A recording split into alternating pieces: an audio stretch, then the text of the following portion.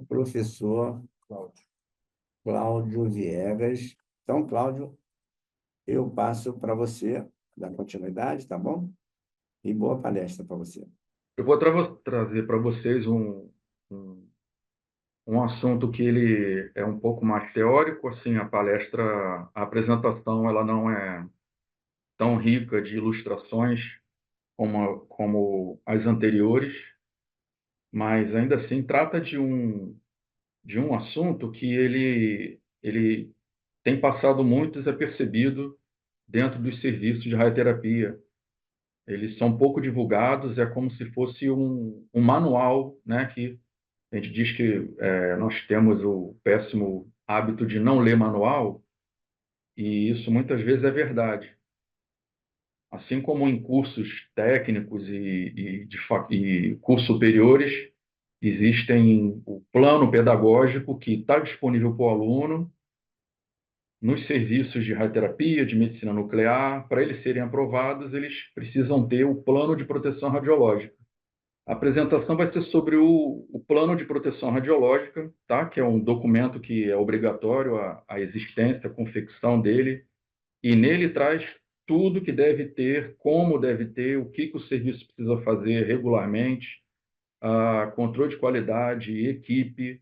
Só passando os slides, vocês vão acompanhar. A gente começa com a capa, tem a definição, o nome do hospital, o título de proteção, de programa de proteção radiológica, plano de proteção radiológica.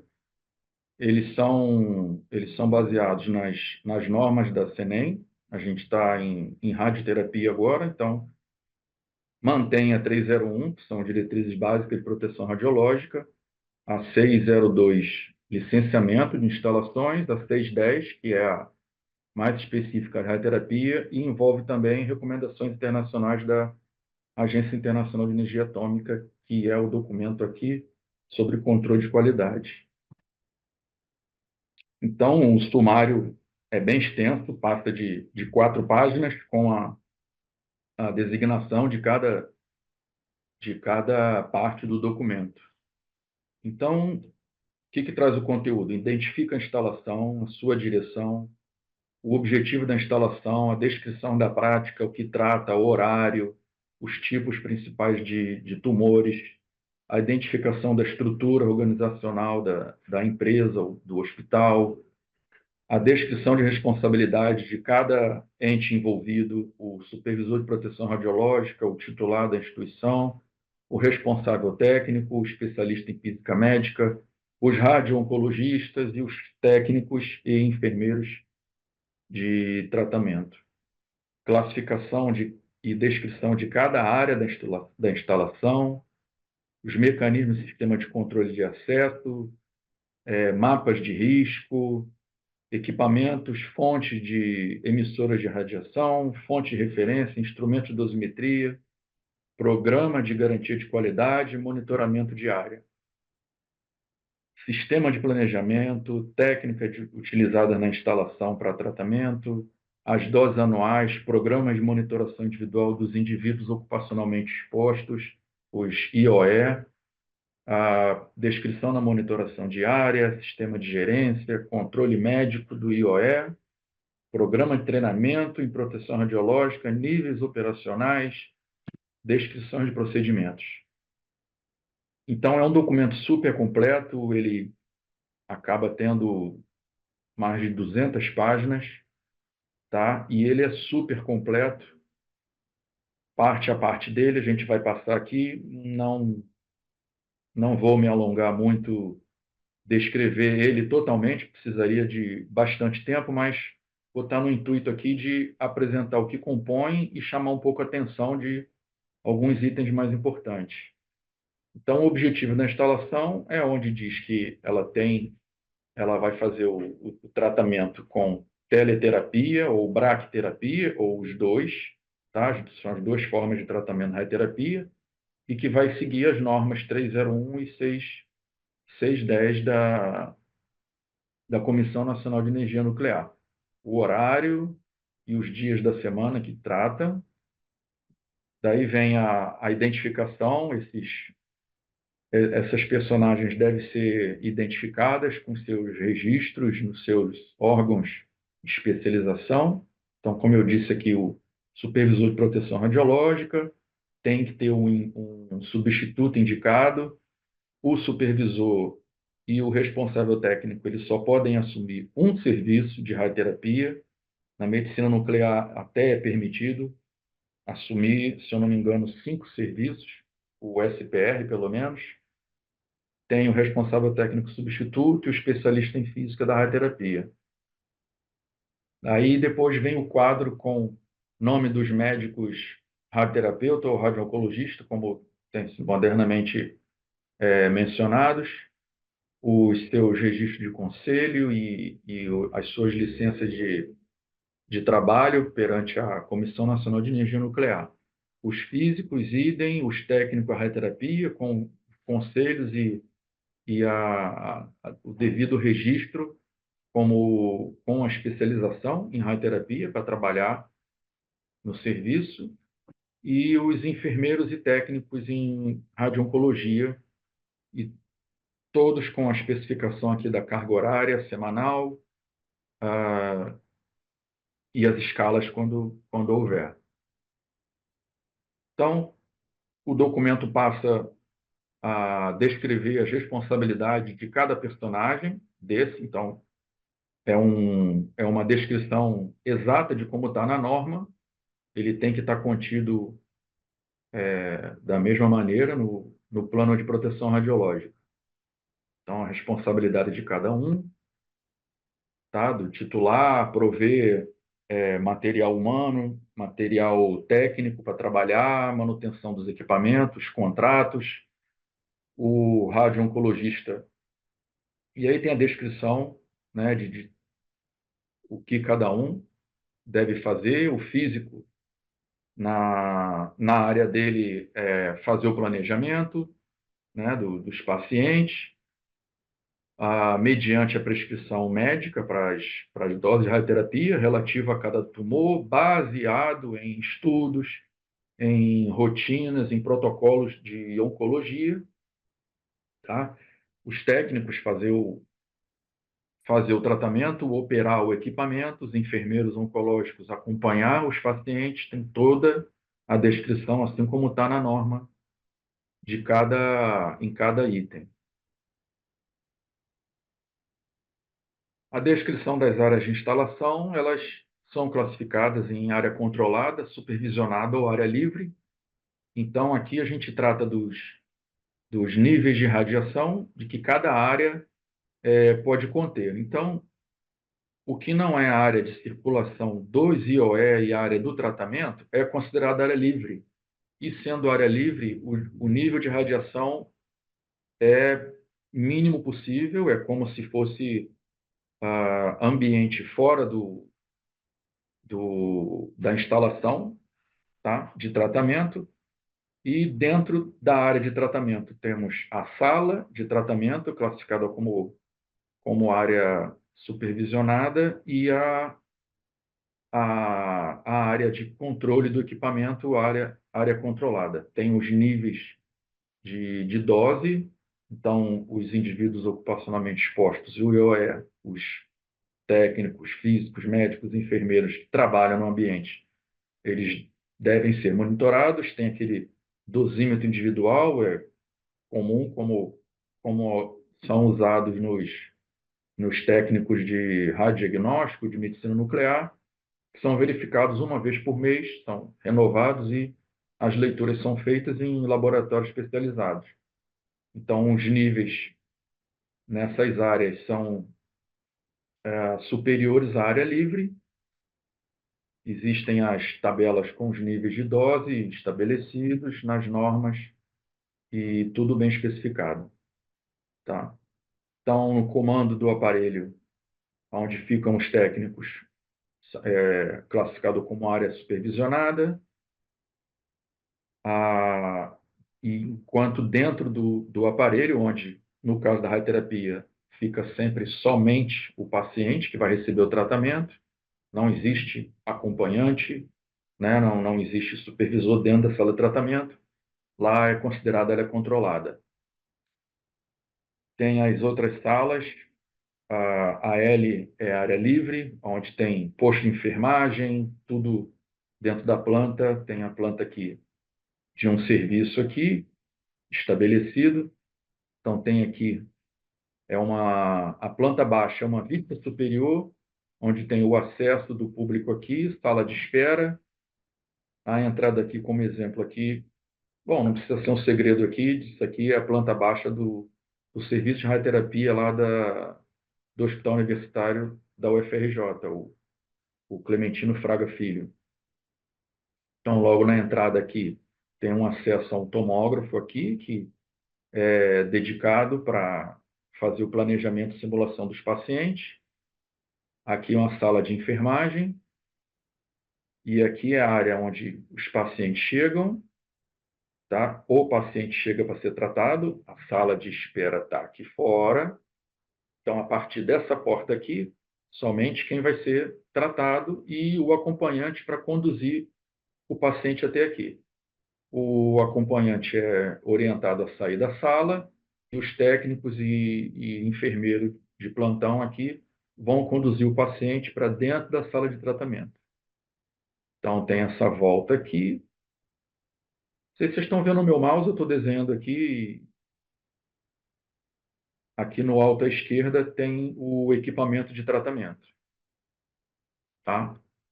O painel de controle está aqui, onde é o número 2, e o equipamento de tratamento ali, onde é o 1.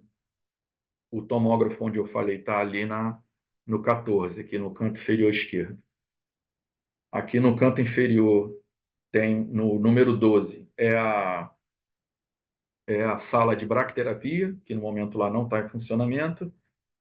E mais à direita aqui embaixo tem o número 3, é a sala de um novo acelerador que vai ser instalado lá esse ano. Então os serviços vão ter 2 aceleradores lineares. Essas espessuras, essas paredes com umas pintinhas pretas aqui, elas estão representando a espessura da parede, que mostra o quanto é largo essa espessura, que vem a ser a blindagem da sala, devido à radiação, né, de elevado calibre dado pelos aceleradores. Dá para notar que a sala da bracterapia aqui embaixo, no 12, tem uma espessura bem menor, que a bracterapia daqui é com fonte de irídio 192, ela está projetada para isso.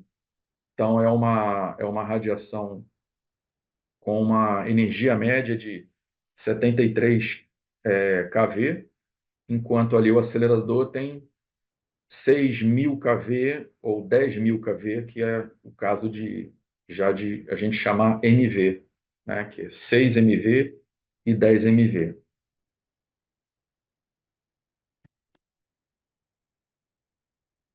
Então, o mecanismo e sistema de controle de acesso envolve a descrição de cada sistema para o acelerador linear, quais as medidas de segurança devem ser utilizadas, o irradiador de irídio 192, que é bracterapia, e procedimento de emergência. Aqui a descrição do equipamento que está lá instalado, tem o tamanho de campo, a taxa de dose, a data de instalação do equipamento, as energias disponíveis, o mesmo com bracterapia, o equipamento de bracterapia, descrição da fonte, tudo tem que estar especificado. Na instalação, a gente tem uma fonte de referência de estronço 90, que ela é usada para conferir e fazer controle de qualidade dos equipamentos de dosimetria, que são detetores de radiação, que vão verificar mensalmente, alguns testes anuais, mas mensalmente fazemos o teste de controle de qualidade nos equipamentos de teleterapia e bracterapia. A descrição dos detetores de radiação são câmara de ionização cilíndrica, câmara de ionização de placas paralelas, que são especialmente desenhadas para fazer dosimetria em feixe de elétrons. O nosso equipamento tem feixe de fótons, de 6 e 10 MV, como eu falei, e tem feixe de elétrons também, que todos os aceleradores lineares atualmente tem de 4 a 6 energias de elétron disponíveis entre 4 e 15 ou 18 MeV. Então, aqui, dentro ainda do plano de proteção radiológica, a gente começa a mostrar as tabelas usadas para os controles de qualidade, diário, mensal. E aqui temos a parte do programa de análise de risco. Tem uma série, uma quase infinita, vou dizer a verdade, quantidade de perguntas, e tenta analisar, fazer uma análise de risco da instalação. Então, ele vai analisar a, a possibilidade de um incidente, tá? Ou a frequência de que pode acontecer determinado problema, né?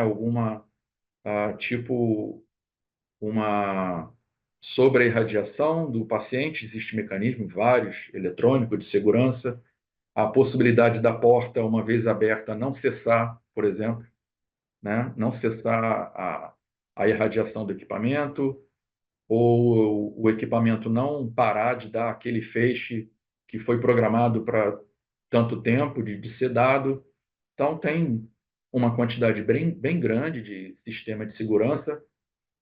São certamente muitas medidas. A radioterapia, instalações nucleares em geral, elas são bastante cercadas com medidas de segurança. Elas talvez só perdem ou são comparáveis à engenharia de voo, né? Seguranças para avião funcionar, inclusive um se inspira no outro, né? As usinas nucleares que são posteriores à indústria aeronáutica, né? Toda a filosofia de análise de risco ela vem de voos comerciais. Então, no nosso plano tem o programa de treinamento anual, é exigido e ela acontece. Aqui os níveis de dose absorvida, a gente aqui trata de energia de fótons, então as doses em centigrays são similares à dose equivalente em centisievert, ou como níveis de prescrição, são bem inferiores, elas são da ordem de milisievert, tá? Então, tem aqui as doses efetivas, dose equivalente, e entra na seara aqui do cálculo de blindagem. As espessuras de blindagem lá, elas são todas calculadas, e dentro do plano de proteção radiológica tem os fatores usados, as equações estabelecidas. Elas são em função da carga de trabalho do serviço. Então, se ele trata mais ou menos de 600 pacientes por ano, novos por ano, se trabalha 8 ou 12 horas por semana, por dia, né? 5 dias por semana, esse W da fórmula aí vai ser a carga de trabalho. Então, ele vai calcular o tempo de feixe ligado e, em decorrência disso, ele vai ter uma carga a ser considerada para analisar qual a blindagem necessária para que a espessura das paredes promovam aquele mínimo de dose permitido para trabalhadores monitorados durante a operação. Então, se os monitores que são lidos mensalmente apresentarem alguma dose acima desses níveis aqui, um processo de investigação ou de ação ou de intervenção, repara como os níveis aumentam aqui de 0,2 a 20, são disparados diferentes ações, tá? E tem a descrição do que o supervisor de proteção radiológica deve fazer, tudo descrito nesse plano de proteção radiológica. Procedimento de emergência, esse aqui é o controle do equipamento de braquiterapia. Então, é apresentado o console de operação e tem a descrição do que é feito, a botoeira de emergência para no caso aqui, recolher a fonte, suspender de imediato a irradiação. E tem as notificações, as imagens internacionalmente conhecidas, que devem ficar nas portas dos equipamentos, deve ficar também lá na porta de fora, lá onde, na sala de espera, né? Onde a partir dali só o acompanhante ou o maqueiro, né? Vai levar o paciente para ser conduzido lá à sala de tratamento. Indicações de a radiação ionizante tem um sinal luminoso de quando está ligado, quando está desligado, o nome dos responsáveis, né, o radiocologista responsável aqui, eu deixei oculto, o supervisor sou eu dessa instalação, tá? E fico responsável por a manutenção de todos esses documentos e a fiscalização de que está tudo funcionando. Bom, meio que, embora não pareça, de forma resumida, esse é o plano de proteção radiológica, terminando aqui a apresentação. Fico à disposição aí de eventuais perguntas no chat.